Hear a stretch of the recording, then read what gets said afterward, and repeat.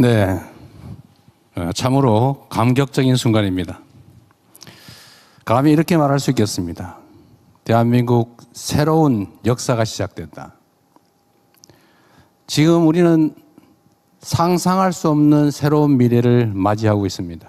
오늘이 그 첫 출발점이 될 것입니다. 저는 우리 기업인들을 대표해서 이 두 분에게 국가 영웅 또는 국민 영웅이라고 불러드리고 싶습니다. 기업이 이익을 위해서 활동하기도 하지만 국가 공동체의 미래를 위해서 활동할 수도 있다는 점을 확실하게 증명했습니다. 더 나은 조건을 갖추고 있는 해외로 나갈 수도 있겠지요. 그러나 우리 기업들이 우리 국민들과 우리 대한민국의 미래를 위해서 이와 같이 국가적으로 어려운 선택을 또 어려운 결단을 해 주신 점에 대해서 우리 국민들을 대표해서 제가 인사 한번 드리도록 하겠습니다.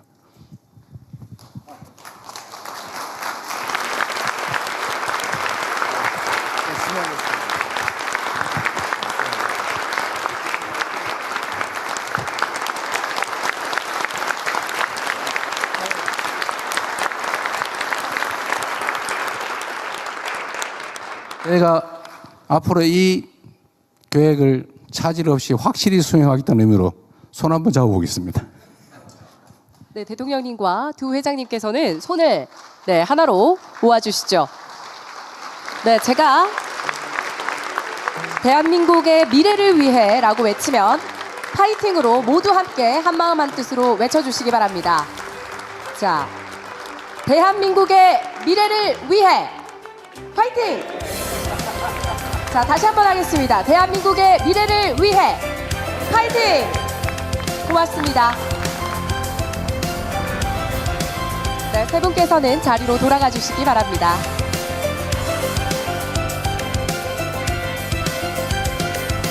네, 급변하는 글로벌 환경, 그야말로 판이 흔들리는 현실 속에서 대한민국의 경제의 새로운 도약을 이끌 3대 메가 프로젝트 그리고 미래 성장 전략을 함께 이야기 나눠보는 뜻깊은 자리 함께하고 계십니다.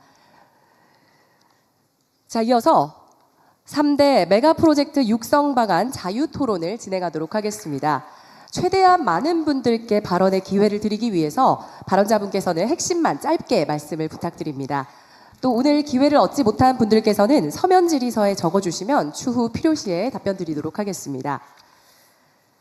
네, 자유토론 시작하도록 하겠습니다. 자, 그러면 업계에서 먼저 시작해 주실까요? 예, 안녕하십니까. 사실 오늘 제가 드리려는 말씀은 이미 네 분의 장관님들께서 미리 말씀을 주셨습니다. 그렇지만 실질적으로 저희 사업을 하는 입장에서는 너무 이 중요한 사항이기 때문에 다시 한번 세 가지의 건의사항으로 요약해서 말씀드리도록 하겠습니다. 첫 번째, 투자 속도를 획기적으로 높일 수 있는 신속한 원스톱 행정지원이 절실합니다. 용인 국가산단을 포함하여 전담부서가 이러한 절차를 한 곳에서 신속하게 처리해 주신다면 저희 기업이 더 빠르게 투자하고 사업 경쟁력을 제고하는 데 큰 힘이 될 것 같습니다. 두 번째는 국가산단은 국가의 인프라를 책임지고 조성해 주실 것을 건의드리겠습니다. 전력과 용수는 AI 시대의 가장 중요한 산업 인프라로 보다 과감한 정책 지원이 필요합니다. 글로벌 경쟁국 수준의 안정적 공급 및 경쟁력 있는 가격으로 국가가 직접 국가산단까지 공급을 보장해 주시면 다시 한번 감사드리겠습니다.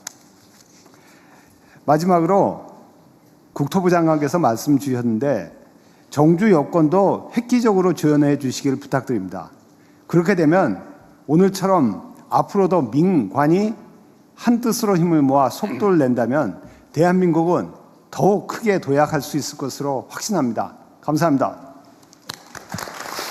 네, 이 부분은 좀 미리 말씀을 드리는 게 좋을 것 같습니다. 정부도 각오를 해야 되기 때문에 이 관계 장관도 나와 계시고요. 신속한 원스톱 행정 절차는 대통령이 직접 책임지도록 하겠습니다. 이게 아마 용인의 SK 하이닉스 반도체 공장 입지할 때도 제가 나름대로 뭐 지방자치단체장이라 큰 권한은 없었습니다만 그 시간을 앞당기는데 꽤 도움이 됐을 겁니다. 이제는 제가 대통령으로서 아까 말씀드린 바대로 청와대에 이 사업만 전담하는 팀을 별도로 구성해서 직접 제가 이 사업이 끝날 때까지 임기가 종료될 때까지 확실하게 챙기겠다는 말씀을 드립니다.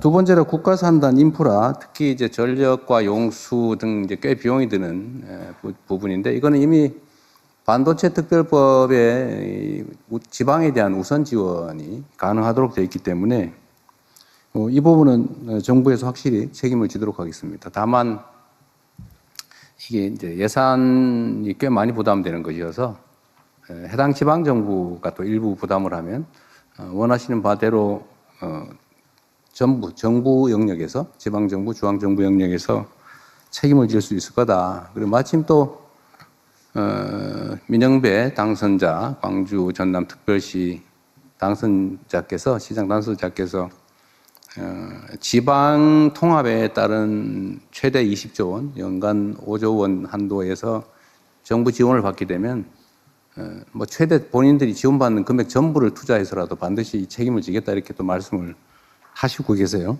그래서 이 문제는 확실하게 저희가 책임지겠다 이 말씀드리고요. 전기요금 얘기는 이미 이제 특히 광주 전남으로 SK도 이제 옮기는 게 아니죠. 그 추가 공장을 설치하게 될 텐데 여기 전기요금 중에서 사실은 재생에너지 전기가 중요하잖아요. 네, 아리백 때문에 뭐 거기는 원전과 같은 기저전력도 필요하고 태양광 또는 뭐 풍력 같은 재생에너지 또 이 가능성을 극복하기 위한 ESS를 포함해서 이런 기반을 갖추는 건 당연하고 해당 지역에서 수도권으로 송전되는 비용이라든지 또 지방 균형 발전이라고 하는 정부의 정책 목표 달성이 필요하기 때문에 소위 지산지수 원칙에 따라서 전력 요금에 대해서는 확실하게 메리트가 생길 수 있도록 하겠다는 말씀을 드립니다. 기후에너지부가 잘 해야 될 것 같아요. 네. 그리고 정주 여건 개선은 아까 이제 국토부 장관께서도 말씀하셨습니다만 해당 지역에서 근무자들이 이제 충분히 교육받아서 공급되고 또 그들이 가정을 이루고 그 지역에서 수도권 못지않은 삶을 누릴 수 있게 하는 것은 매우 중요합니다. 이게 정부가 하는 정책 목표 중에 이제 수도권의 집중을 완화하고 전국의 균형 발전을 통해서 국토를 효율적으로 사용한다. 여기서 많은 뭐라 그럴까요? 프로핏이 이점이 있기 때문에 정주 여건 개선을 위한 투자도 대대적으로 할 생각입니다. 그게 정부가 하는 몫이고 특히 반도체 회사들이 정부에 부담하는 세금이 엄청난 규모로 늘어날 걸로 생각이 되기 때문에 동업자 정신을 가지고 확실하게 책임을 지도록 하겠습니다. 이 세 가지 요청의 말씀은 SK도 같이 해당되는 것이어서 미리 말씀드렸습니다. 네. 네, 고맙습니다. 삼성전자에서 토론의 문을 열어주셨는데 혹시 SK에서 하실 말씀이 있으시다면 기회를 드리겠습니다. 네, SK 하이닉스입니다. 저희 내용도 사실은 삼성전자하고 거의 비슷한데요. 그중에 거기에 추가해서 제가 두 가지만 더 말씀을 드리고 싶습니다. 첫 번째는 방금 말씀하셨던 반도체 특별법입니다. 이게 감사하게도 사실 이 법을 만들어 주셔서 올해 20년 8월 달에 이제 시행 예정으로 되어 있는데 이 법에 그 수혜를 받게 되면 산업 기반 시설 구축비의 일부를 국비 지원해 주시는 게 있고 그다음에 입주 기업들을 대상으로 해서 규제 개선이랄지 기타 인허가를 신속하게 처리해 주시는 어떤 그런 특례가 있습니다.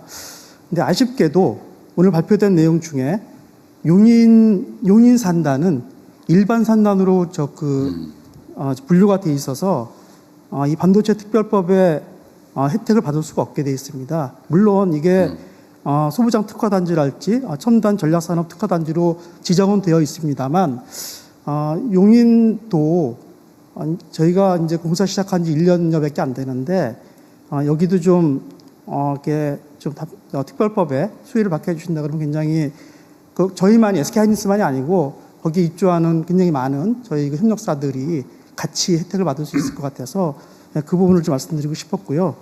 또 한 가지는 청주도 오늘 이제 투자에 이제 포함이 되어 있는 지역인데 청주도 사실 지정이 안 돼 있기 때문에 하다못해 특화 단지로도 지금 지정이 안 돼 있어서 그 부분도까지 같이 좀 배려를 해주신다 그러면 더할 나위 없이 좋을 것 같습니다.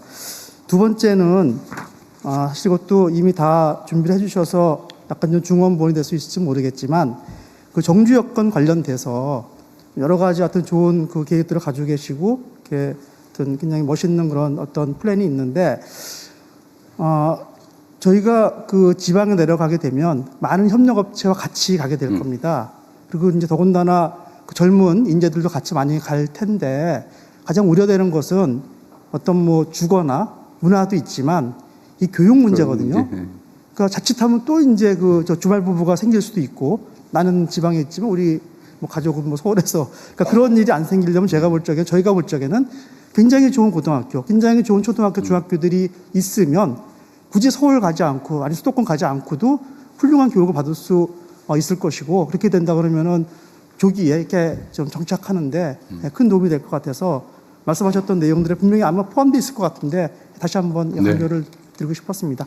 이상입니다. 네, 확인 삼아 아니면 관계 부처의 지시 삼아 말씀을 한번 좀 드리도록 하겠습니다. 일반 산단에 해당되는 용인 SK하이닉스 클러스터는 사실 좀 억울할 거예요. 같은 지역의 산단인데 어디는 되고 어디는 지원이 안 된다 이런 차이별이 있을 텐데 일단 원론적으로 말씀을 드리면 이제 이 반도체 산업 자체에 대한 지원도 있어야 되고 또 한편으로는 이제 지역 균형 발전 차원에서 새로운 이제 거점을 만드는 이 지원의 필요성도 있는데 말씀드린 것처럼 새로운 거점을 만드는 것은 정말 이 대한민국 균형을 잡는 것이어서 그럼 전폭적으로 지원할 생각입니다. 아까 말씀드린 대로 기본적으로 100% 지원하는 것으로 이렇게 생각하고 있습니다. 근데 용인 산단 문제는 사실 현재 상태로는 이제 용수 공급이나 이게 아슬아슬하고 용수는 그래서 일반 뭐라 그럴까요? 생활 용수 이 사용과 거의 맞춰 이제 0.1% 차이로 맞춰져 있는데 그게 과연 우리가 예측 못한 장기 가뭄이 발생할 경우 어떤 일이 벌어질지 사실 걱정이거든요. 지금 기본 맞히긴 하는데. 근데 전력도 사실은 좀 무리하게 지금 설정되어 있고, 물론 그 문제도 저희가 이제 어차피 여기를 빨리 완공하고 또 지방에 또 거점을 만들어야 되기 때문에 동시에 추진하고, 수도권에 기존에 계획된 것은 신속하게 이제 건설한다는 게 기업의 방침이기도 하고, 정부는 거기 전적으로 이제 지원을 할 생각입니다. 그래서 바람직하기로는 사실 이전의 결정이 좀 그런 점들이 고려됐으면 좋았을 텐데, 사실 이렇게 수요가 폭증하는 걸 그때 당시 예상을 못하고 요 정도면 되겠지 수도권에 이미 갖추어져 있는 사이트에다 하는 게 좋겠다 이런 판단을 했던 것 같고 정부도 거기다 최대한 맞춰보자 이렇게 얘기를 했던 것 같습니다. 그래서 이제는 방향이 좀 완전히 바뀌어서 두 가지를 동시에 이렇게 만들어 가기로 했습니다. 그래서 지방은 국가적 필요에 의해서 대대적인 지원을 한다. 이건 명백하게 방침으로 해야 될 테고요. 다만 용인 문제는 저희가 고민을 좀 해보겠습니다. 대신에 이미 이것도 예를 들면 SK 같은 경우는 45년까지 목표로 했던 걸 32년까지 앞당긴다 그랬던가요? 12년 당겼어요. 네, 12년 당겨서 33년, 35년, 47년이 35년이 되는 모양이군요. 그건 이제 국가적으로도 이익이 되는 문제여서 그 과정에서 생기는 예를 들면 토지 취득의 문제라든지 하여튼 어려움이 되는 점들은 제가 직접 좀 관할해서 최대한 신속하게 문제 해결을 해보도록 하겠습니다. 지원 문제는 좀 이 자리에서 확정적으로 말씀드리긴 좀 어려워서 또 지방에 투자하는 것도 고려해서 저희가 어느 정도의 지원과 협력을 할 것인지 행정적 지원은 당연히 해야 될 테고요. 다만 재정적 지원을 어느 정도 규모를 할지 과연 할지 말지 부분은 다시 한번 실무적 토론을 한번 해보도록 하겠습니다. 그리고 지방에 새롭게 만드는 생산 거점에 그야말로 정주 여건, 예를 들면 인력, 그러니까 뭐 인재, 수급 여건을 개선하는 건 정부가 해야 될 가장 중요한 일이고, 사실은 그곳에 공장을 만드는 게 목표가 아니고 해당 지역에 사람이 많이 살게 하는 게 정부 정책의 목적입니다. 그러니까 그건 기업이 걱정 안 하셔도 일단 그 지역에서 일할 수 있는 자원을 충실하게 양성해내는 거, 이건 어떻게든지 해낼 겁니다. 지금 사실은 뭐 상당 정도 갖춰져 있는데 조금만 그 지원하면 필요인지는 얼마든지 양성해낼 수 있을 것 같아요.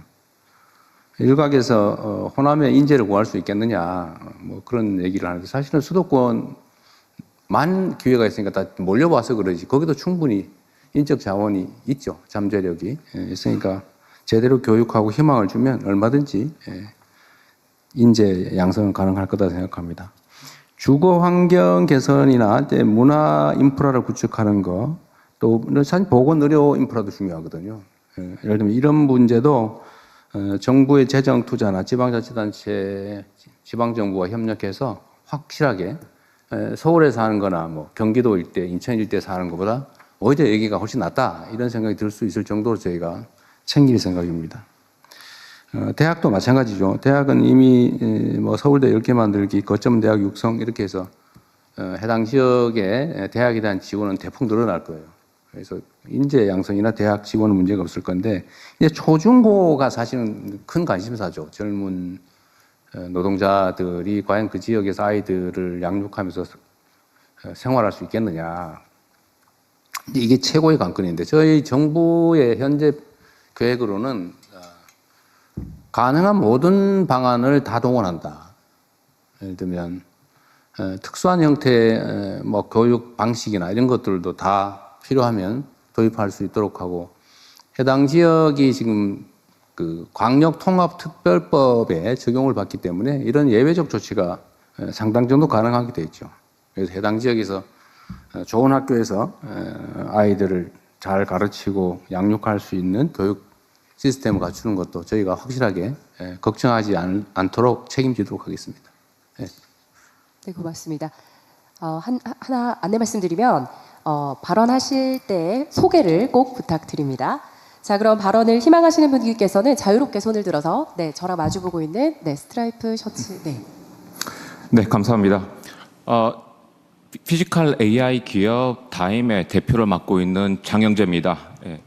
다임은 제조 피지컬 AI 카이스트의 연구소 기업으로 시작을 했고, 그리고 현재 이 제조에 지능을 넣는 그러한 사업으로 사업을 확장하고 있는 딥테크 기업입니다. 저는 카이스트의 또 한편 교수로서 교수 창업을 한 또 기업인이기도 합니다.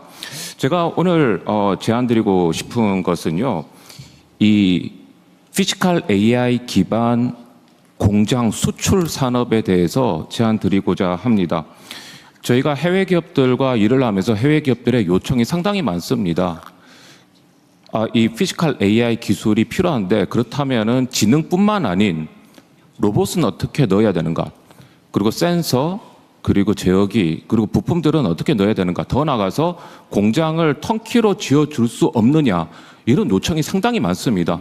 각자 도생의 세상에서 제조가 중요해지고, 그러한 세상에서 제조 투자가, 특히 피지컬 AI 기반의 제조 투자가 전 세계적으로 일어나는 이 시점에서 어떻게 보면은 피지컬 AI의 가장 현실적인 성장 모델, 산업 모델은 피지컬 AI 기반 공장 수출이 아닐까 합니다. 네. 사실 저희는 이 카이스트에서 국내 기업들, 피지컬 AI 기반 공장 자동화를 구축하는 기술들, 로봇, 센서, 통신 장비, 액추에이터, 국내 기업들로 구성된 팀 코리아를 구축해서 이미 플랫폼을 완성해서 가능성을 입증했습니다.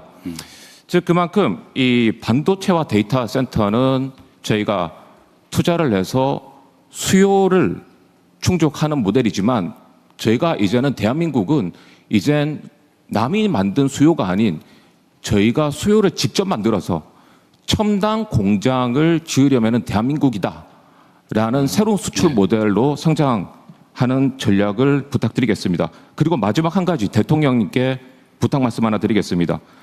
다보스 포럼이나 국제 정상들이 모이는 자리에서 기회가 있으시다면 첨단 공장을 지으려면은 대한민국으로 오십시오. 그 한마디 부탁드리겠습니다. 이상입니다. 감사합니다. 네, 이거 제가 얼마 전에 뉴스를 보니까 삼성에서 집을 아예 지어서 판다고 그러더군요. 그게 첨단, 예를 들면 시설 다 갖추어서 모듈형 주택. 어쨌든 비슷할 것 같은데 혹시 산업부나 과기부에서 잠깐 간단하게 설명 한번 해주실래요, 의견? 네, 지금 우리 교수님이랑 하고 있는 게 저희가 산업부에서 하고 있는 맥스 제조 AI의 인공지능 전환의 궁극적인 목표가 저 공장을 수출하는 게 저희들의 목표입니다. 우리 SK 최 회장님도 같이 하고 계시고요. 저 지금 장 교수님도 저희와 같이 한 팀인데 오늘 특별히 발언해 주셔서 네. 감사합니다. 네, 매우 전망 있는 얘기인 것 같습니다. 제가 삼성하고 SK 반도체 공장을 몇 번 가봤는데 이걸 예를 들면 우리가 작은 시야로 그 안에 들어가서 봐서 그렇지 사실 밖에서 멀리서 보면 고정된 사이트이긴 하지만 거기서 뭔가를 이렇게 집어넣으면 뭔가 상품이 자동으로 이렇게 나오는 아이를 낳는 것 같은 그런 느낌이잖아요. 그런 게 들었는데 그걸 통째로 만들어서 수출하자면 그런 얘기 같아요. 개념으로 따지면. 네, 맞습니다. 네. 좋은 아이템인 것 같습니다. 네. 네, 몇 분 더 하시죠. 시간이 다 됐다고 하는데. 네, 예. 바로 앞에. 네. 네, 안녕하십니까. 솔브레인 대표 박영수입니다. 저는 반도체 소부장 현안에 대해서 몇 가지 좀 말씀을 드리려고 합니다. 저희 솔브레인은 불산 등 반도체 제조에 필수적인 식가격을 생산하는 소재 회사입니다. 다들 기억하시겠지만 2019년에 일본 수출 규제 당시에 반도체 라인이 설 뻔한 그런 위기 상황이 있었습니다. 그때 정부에서 정말 파격적으로 행정 지원을 해주셔갖고 저희가 증설을 6개월 빨리 해서 그런 어려움을 슬기롭게 극복했던 기억이 있습니다. 그래서 그 당시에 지정학적 리스크가 이렇게 위험하구나라는 것들을 소자회사에서 깨달아서 그때 국산화의 추진 속도를 굉장히 높였던 기억이 있습니다. 근데 안타깝게도 최근에 그런 열기가 조금 식는 그런 느낌이 있습니다. 그래서 사실 이제 소재 국산, 그러니까 소부장의 국산화라는 거는 어떤 기업을 키워주겠다라는 그런 것도 있겠지만은 그런 관점이 아니라 우리 반도체의 어떤 기초 체력을 키우고 지정학적 리스크를 갖다 막는 그런 핵심 방패라는 생각으로 좀 더 관심을 가져줬으면 좋겠다라는 말씀을 좀 드리고요. 특히 이제 불산에 대해서 제가 좀 말씀을 드리면은 저희가 생산하는 불산의 한 97%는 무수불산이라는 원재료를 중국에서 저희가 들여오고 있습니다. 그래서 이 부분이 국가안보 차원에서 굉장히 리스크한 부분이라고 저는 판단을 하고 있고요. 그래서 국내 무수불산 생산 기반을 구축할 수 있도록 정부하고 그다음에 대기업의 어떤 전략적인 지원을 좀 부탁드리겠습니다. 그리고 또 하나는 요즘 그 용인하고 평택 라인을 이제 가동을 준비하시면서 물량이 증가할 거라는 그게 명확합니다. 그래서 저희가 이제 대기업 임원분들을 만나보면 요즘 제일 관심 있는 게 공급망 안정화 리스크에 대한 부분을 굉장히 강조를 하고 계십니다. 그래서 그런 거에 일환으로 이원화가 좀 많이 좀 추진을 하고 있는데 제가 좀 부탁드리고 싶은 거는 사실 이제 이원화라는 게 어쩔 수가 없이 해야 된다는 거를 저희들도 알고 있습니다. 근데 후발업체로 들어오는 업체가 가격을 관행처럼 낮추는 형태를 너무나 당연시하게 하면 물량이 빠지고 가격이 빠지는 이중고를 겪게 됩니다. 근데 그렇게 되면 저희 같은 이제 위험물을 취급하는 소재 업체는 사실 한 번의 사고가 완전히 대형 재난으로 이어지기 때문에 지속적으로 환경 안전에 대한 투자를 해야 됩니다. 그래서 그런 부분에 대한 것들을 좀 고려를 해주셔갖고 반도체 생태계 안전망을 지키고 투자 선순환이 이루어질 수 있도록 대기업에 상생하고 그다음에 제도적 배려 이런 것들을 좀 부탁을 드리도록 하겠습니다. 감사합니다. 네, 그럼 참고하기로 하고요. 또 한두 분 말씀 좀 들어봅시다. 네, 뒤쪽으로 한번 가보도록 하겠습니다. 저기 네 파란색 넥타이 하신 분 발언 기회 드리도록 하겠습니다. 네, 맞습니다. 두 손까지. 네. 안녕하십니까. 레오럽 주식회사 신정입니다. 다른 분들도 말씀하실 수 있게 좀 빨리 말씀드리겠습니다. 일단 저희가 특정 영역에서는 이제 정말로 효과적인 AGI나 ASAI 영역에 들어가고 있고요. 그런 차원에서 이제 우리나라가 패스트 팔로잉을 하지 않고 리딩 그룹에 들어올 수 있는 기회가 돼서 정말 다행이라고 생각을 합니다. 그런데 저희가 미국이나 중국이랑 같은 효율로 시합을 해서는 사실 이길 수는 없습니다. 가장 큰 건 자본 문제고요. 그렇기 때문에 저희가 자본의 한계를 인정을 하고 그거를 커버치는 정책을 만들어야 된다고 생각이 드는데요. 예를 들면 저희가 AIDC를 건설을 한다. SK에서 이제 큰 AIDC를 만든다고 하면 3천억을 들여서 만들었는데 하루 놀면은 하루에 이제 10억씩 날아가는 엄청나게 감가상각이 큰 비즈니스고, 이런 비즈니스는 수요와 동시에 공급을 어떻게 이 두 가지의 밸런스를 맞추느냐가 굉장히 큰 핵심이 됩니다. 근데 저희가 사실은 아직 이렇게 많은 좋은 분들이 모여있지만 잘 모릅니다. 우리나라가 얼마나 빨리 에너지 수급이 가능한지, 예를 들면 어느 정도의 속도로 우리가 태양광을 깔 수 있는지 잘 모르죠. 그 다음에 GPU가 뭐 엔비디아도 있지만 NPU가 필요하다. 그럼 우리나라가 도대체 어느 정도의 속도로 NPU를 보급할 수 있는지, 예를 들면 우리가 지금 10만 장이 당장 필요하다. 그러면 10만 장을 수급할 수 있는지도 모르고요.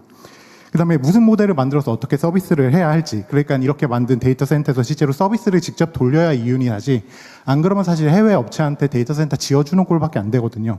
그럼 실제로 어떻게 비즈니스 모델을 만들 것인지, 결국 이 모든 것들이 AI라는 산업을 두고서 파이프라인을 만들어야 되는 일이 되는데, 이게 사실은 굉장히 비효율적일 수밖에 없습니다. 아까 직접 대통령님께서 이러한 종류의 정책을 전부 다 그립을 지고 가시겠다고 했기 때문에 드려보는 말씀인데, 여기서 어떤 파이프라인을 만들었을 때 지연이 발생을 하거나 아니면 계획과 조금 엇나가는 것들을 생각을 하면, 그런 경우를 가정을 하면 모든 파이프라인의 주체들이 다 조금씩 지연이 되게 되고요.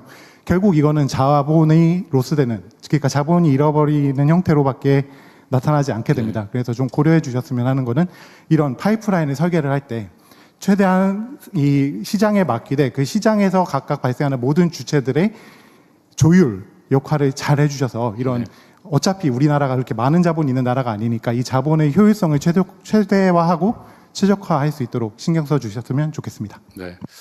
어쨌든 그런 문제가 이제 현실적 장애가 되지 않도록, 만약에 지휘탑을 만들게 되면 해당 공무원뿐만 아니라 관련 업체에서도 함께 논의할 수 있는 기회를 만들려고 하니까요.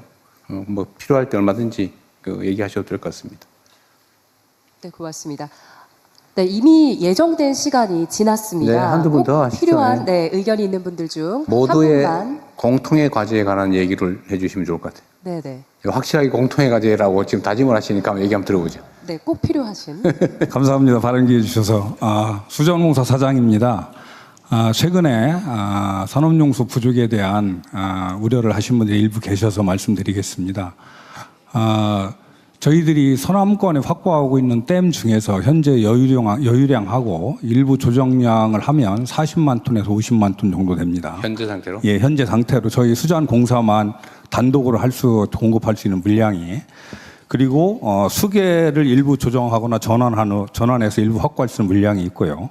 그리고 타 기관, 그러니까 지자체가 가지고 있는 댐, 그리고 발전용 댐, 그리고 농업용 댐을 활용을 하면 충분히 30만 톤 이상 활용이 가능합니다. 그래서 또 최근에 이스라엘이나 싱가포르 등에서도 하수 제용을 이스라엘 같은 경우 70% 이상 활용을 합니다. 그래서 하수 제용만 해도 광주 하수 처리장이 60만 톤 일일 되거든요. 그 중에서도 충분히 확보할 수 있는 물량이 있고요. 그리고 필요하면 기후부하고 협의해서 댐 증구를 일부 하면 또 추가 여유량을 확보할 수가 있습니다. 그래서 이 자리에서 분명히 말씀드리지만 서남권의 용수 공급에는 차질이 없도록 하겠다. 그것은 기후부하고 협의해서 수자원공사에서 확실히 책임지겠다. 그리고 데이터 센터 같은 경우에는 반도체 팹만큼 용수가 좀 들어가지는 않습니다. 그래서 그 문제도 전국에 어디에 지금 계획한 대로는 하등 차질이 없다, 이런 말씀을 드리고, 그래서 이 자리에서 대통령 계신 데서 말씀을 드리는데, 용수 문제는 수자원공사가 확실히 해결할 테니 용수 문제는 걱정을 하시 마셔라, 이런 말씀을 드리고 싶습니다. 네. 이거 보니까 내가 뭐 짜고 한 것 같은데 제가 우리 수공사장인지 몰랐어요.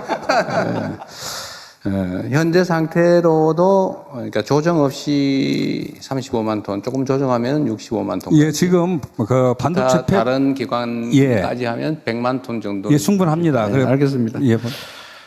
자꾸 그런 문제 제기를 하니까 걱정이 돼서 하신 말씀 같아요. 예, 충분히 가능할 것 같습니다. 우리 민간 기업들 중에 뭐 꼭 같이 얘기해야 될 부분이다 생각하시는 분. 네, 저 끝에 한번 할까요? 네, 기회 주셔서 감사합니다. 저는 피지컬 AI 파운데이션 모델 만들고 있는 리얼월드 대표 류중이라고 합니다. 오늘 뭐 여러 가지 굉장히 굵직한 발표들이 나왔는데 우리가 LLM에서 겪은 것처럼 결국은 그 만들어진 휴머노이드를 동작하고 공장에서 일하게 하는 것은 파운데이션 모델입니다. 그런데 이 피지컬 AI 파운데이션 모델은 LLM보다 만들기가 훨씬 어렵습니다. 왜냐하면 언어 모델은 웹에 있는 언어 데이터를 이용해서 쉽게 개발할 수 있는 반면에 피지컬 AI는 공장에서 사람들이 일하고 있는 데이터부터 모아야 됩니다. 또 그렇기 때문에 우리나라가 또 경쟁력이 있다고도 생각합니다. 그런데 현실은 그런 수많은 레이어에 있는 기업들, 그러니까 데이터를 모을 수 있는 강소기업들이라든가 대기업들, 그리고 저희처럼 모델을 만들 수 있는 회사들, 또 컴퓨팅을 제공할 수 있는 회사들이 다 각자의 영역에서 어렵게 일을 하고 있습니다. 그래서 이런 회사들을 연합군으로 만들어서 진짜 어벤져스를 만들어서 원탑을 찍어야 되는데요.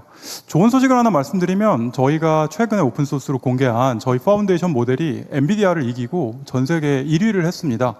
그래서 그런 그 여러 벤치마크에서 모든 성능 평가에서 저희가 1위를 했는데 저희가 뭐 만들어진 지 2년밖에 안 된 스타트업인데도 그런 결과를 낼 수 있다면 이 초격차를 저희가 원팀으로 전 세계에서 앞으로도 계속 주도할 수 있지 않을까.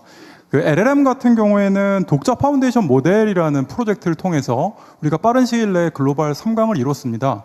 근데 이제 피지컬 AI 같은 경우는 저희 회사가 이미 전 세계에서 1등을 한번 찍어봤기 때문에 이 연합군이 만들어질 수만 있으면 이 1위를 계속 수성할 수 있고 초격차를 만들어낼 수 있을 거라 생각합니다. 그래서 제가 제안드리고 싶은 거는 이 피지컬 AI 분야에 있어서도 독자 파운데이션 모델처럼 우리가 서로 민간이 합심해서 연합군을 만들고 또 정부가 지원하는 그런 강력한 생태계를 만들어 주셨으면 하는 바람으로 제언을 드립니다. 그 산업부 장관이 맨날 말하는 노래 부르는 맥스 아닙니까 이게? 저희 약간의 레이어가 좀 다른데요. 저희는 저거보다는 아쉽게도 저건 좀 앞에 있는 거고요. 네, 저희는 소프트웨어 쪽을 말씀드립니다. 파운데이션 모델은 과기부에서 저희 피지컬 AI 저희 좀 아쉽습니다. 저희가 해야 되는데. 근데 우리 과기부에서 지금 과기부 한번 말씀해 주시죠. 로보월드가 굉장히 좀 현실적으로 지금 피지컬 AI 파운데이션 모델 잘 만들고 있고 나름 세계 수준에 도전을 했지만 더 높은 목표가 필요합니다. 아까 제가 발표 자료에서 말씀드렸다시피 더 많은 데이터가 모아져야 되고 그런 측면에서 연합군이 필요하고 아까 말씀드린 대로 산학연 원팀을 구성해서 피지컬 AI 강국이 될 수 있도록 저희가 준비하도록 하겠습니다. 맥스 얼라이언스. 여기 계신 제조 기업들, AI 서비스 기업들이 함께하는 제조업을 기존 제조업의 역량을 업그레이드 시키는 그런 내용입니다. 어쨌든 협업을 잘하자 그런 말씀이신데 어쨌든 산업부가 잘 주고 과기부하고 둘 쪽이 다 관계되어 있군요 보니까 잘 만들어가기 바랍니다. 네, 또 좀 공통의 과제로 필요한 얘기로 좀 아까 그 기후부 장관이 다 충분히 한 것 같긴 한데요. 네, 다른 분들 민간 의견을 한번 좀 들어보겠습니다. 우리 저쪽 여성분 한번 할까요? 안녕하세요. 휴머노이드 기업 이끌고 있는 A로봇 엄민솔입니다. 아까 리얼월드 대표님께서 말씀하신 것처럼 사실은 피지컬 AI에 있어서 로봇 기업으로서 저희가 제일 필요한 거는 사실은 러 데이터입니다. 그러니까 실제 작업 현장에서 일하시는 분들의 동작을 원시 데이터로 취득을 하는 게 저희로서는 굉장히 필요합니다. 문제는 저희 회사가 그러니까 저희 회사가 취득하는 데이터랑 예를 들어서 뭐 다른 로봇 기업이 취득하는 러 데이터의 형식이 프로토콜이 다르기 때문에 그게 이렇게 일종의 기준이 잡혀 있지가 않습니다. 그런 상황에서 막대한 양의 데이터를 취득을 한다라는 게 사실 끝없이 어려운 일이거든요. 그래서 약간 덜 익은 아이디어지만 아이디어 하나를 좀 내보고 싶은데요. 사실은 우리가 사는 세상에서 제조가 아닌 건 아무것도 없습니다. 요리사가 요리를 해도 제조고요. 그다음에 조선소에서 용접을 해도 그거는 손으로 만들어내는 모든 것은 데이터가 됩니다. 그렇기 때문에 예를 들어서 뭐 저기 성수동 구두골목에서 일을 하는 자영업자 사장님이 계시다고 한번 가정을 해보겠습니다. 그러면 그분한테 에고센트릭 방식으로 데이터를 취득하는 것을 교육을 하는 겁니다. 에고센트릭은 어려운 게 아닙니다. 그 가슴팍에 그 바디캠을 장착을 하는 거거든요.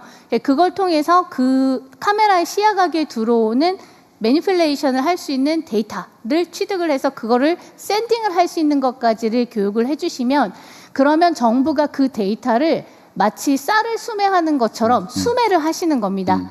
그러고 나면은 그 큰 데이터 센터에다 모아두시고 대한민국 그 기업들이 혹은 뭐 대학이나 연구소가 사용하겠다라고 하면은 한국에서 딴 데이터니까 그거를 누구나 자유롭게 액세스를 해서 쓸 수 있게 해주시면은 데이터의 표준도 세울 수가 있고요. 어디 누구에게나 사실은 데이터를 따서 그거를 돈으로 환원할 수 있는 추가 수입을 얻을 수 있는 정책이 됩니다. 제가 알기로는 그 인공지능 초과 세수가 굉장히 많이 들어왔다라고 하는데 그거를 사회 구석구석으로 보내시는 게 정책이시잖아요. 그럼 이런 식으로 해서 모두에게 데이터를 사드릴 수 있고 그거를 또 누구나 쓸 수 있게 해주시면 어떨까라는 아이디어 한번 내봅니다. 뭐 일감으로 아주 매우 훌륭한 의견인 것 같습니다. 그러니까 데이터를 팔 기회를 만들어 주자 그 말이잖아요. 예, 상당히 재미있는 의견인 것 같습니다. 예, 또 한두 분만 더 할게요. 네, 로보티즈 대표 김병수입니다. 간단하게 저희 중소기업들이 겪고 있는 애로점, 공통적인 사항 한 가지만 좀 말씀드리고 싶은데요.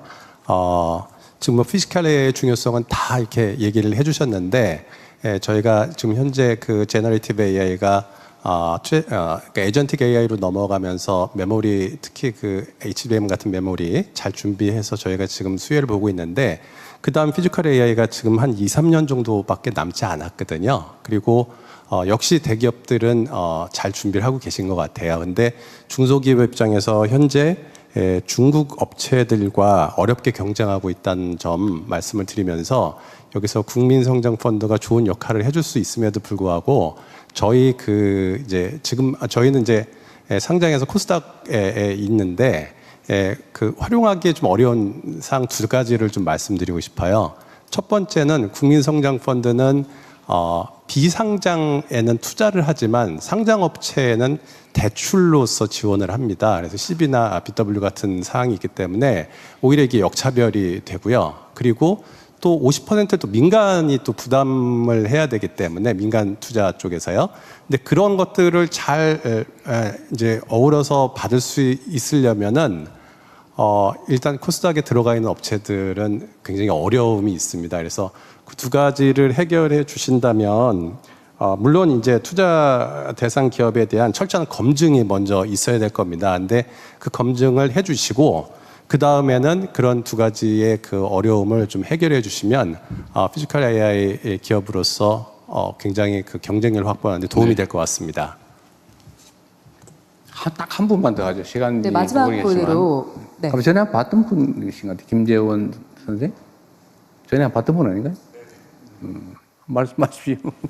네, 안녕하십니까. 저희 앨리스는 그 AI 풀스택 기업으로 AI 인프라 구축을 하는데 모듈형 데이터 센터를 하고 있습니다. 아까 방금 말씀하신 것처럼 모듈형 주택이 있듯이 서버 반도체도 집이 필요한데 그 집을 모듈형으로 짓고 있습니다.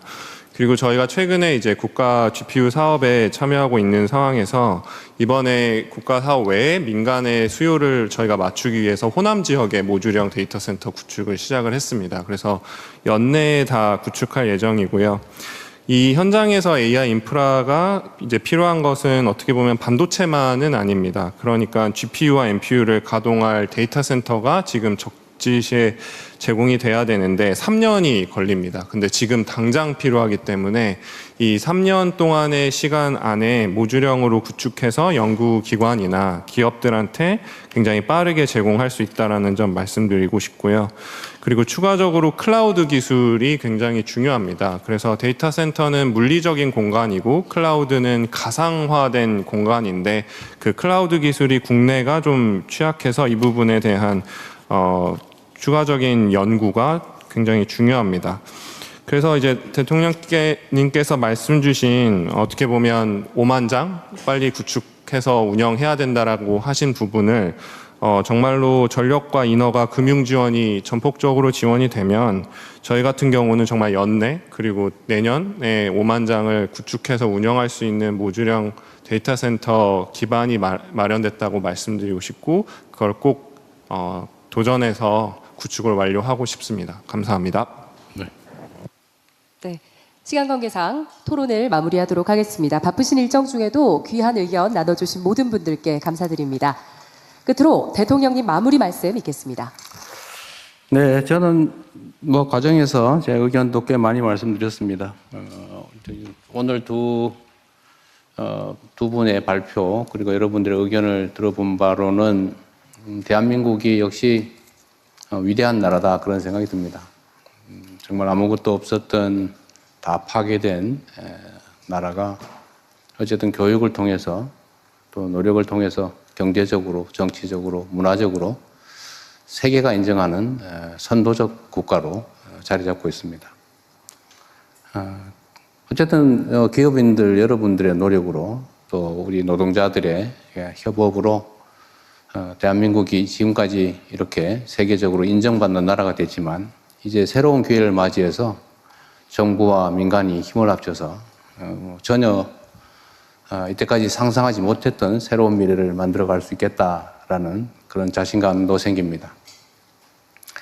사실 제가 국가 균형 발전을 국가의 핵심 과제로 설정을 하고 또 수도권 과밀 완화 또 지방 균형 발전 지역 투자를 위해서 꽤 오랫동안 노력해왔지만 사실 제가 기대했던 수준과 너무 동떨어진 너무 높은 그 목표를 설정해 주셔서 제가 사실 좀 놀랐어요. 최근 며칠 동안.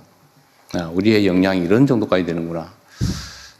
정부가 생각한 것 이상으로 민간의 역량은 성장하고 팽창해 왔던 것 같습니다. 다 여러분들의 헌신과 노력 덕분이라고 생각합니다. 우리 대한민국 국민들을 대표해서 우리 기업인 여러분들의 이런 헌신과 기회에 다시 한번 감사드리면서 오늘 말씀하신 것들이 과거에 한때 그랬던 것처럼 그냥 공수표에 지나지 않고 실질적인 계획으로 제대로 집행될 수 있도록 총력을 다하겠다는 말씀을 드립니다. 여러분들이 현장에서 겪는 많은 어려움들을 합리적으로 또 해결해 나가도록 하겠습니다.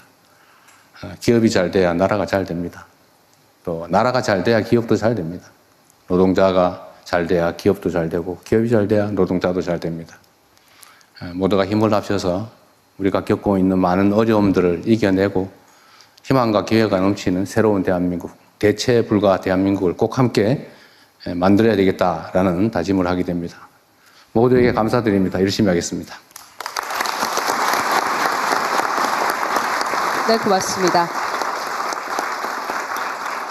그럼 이상으로 대한민국 대도약 3대 메가 프로젝트 국민보고회를 마치겠습니다. 감사합니다. 대통령님께서 먼저 자리에서 일어나시겠습니다.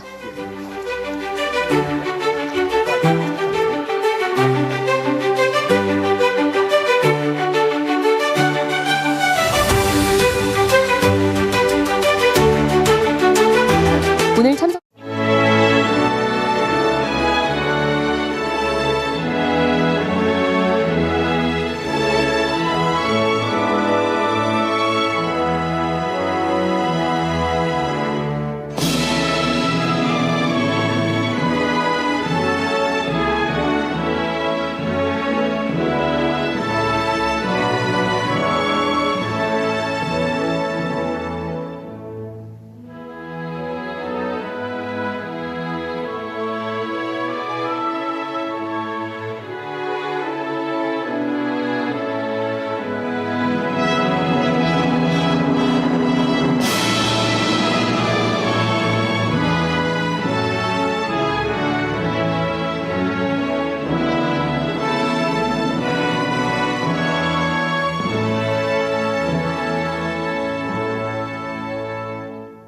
바로 모두 자리에 앉아주시기 바랍니다.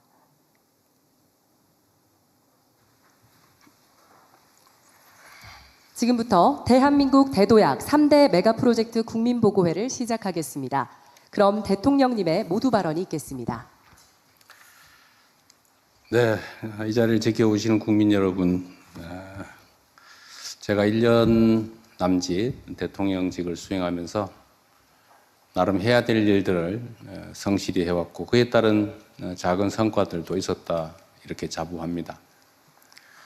그러나 오늘 이 발표는 물론 기업인들의 결단에 의한 것이긴 하지만 우리가 국가적으로 가지고 있는 역량들을 대대적으로 투자함으로써 또 지방정부가 가지고 있는 역량을 최대 동원함으로써 새로운 가능성, 새로운 미래를 열게 되었다는 그런 자부심이 있습니다. 제가 지금까지 해낸 일 중에서 우리 국민 여러분의 협조 덕에 많은 것들을 이뤄냈지만 오늘 이 성과는 가장 큰 국민적 또 역사적 성과라고 생각합니다. 우선 여기 함께 하신 두 분 회장님께 감사 말씀을 드리지 않을 수가 없습니다. 이 자리에 계시지 않은 우리 대한민국의 산업 경제를 이끌어가는 우리 기업인 여러분께도 감사 말씀을 드립니다. 아마 함께 하게 되겠지요.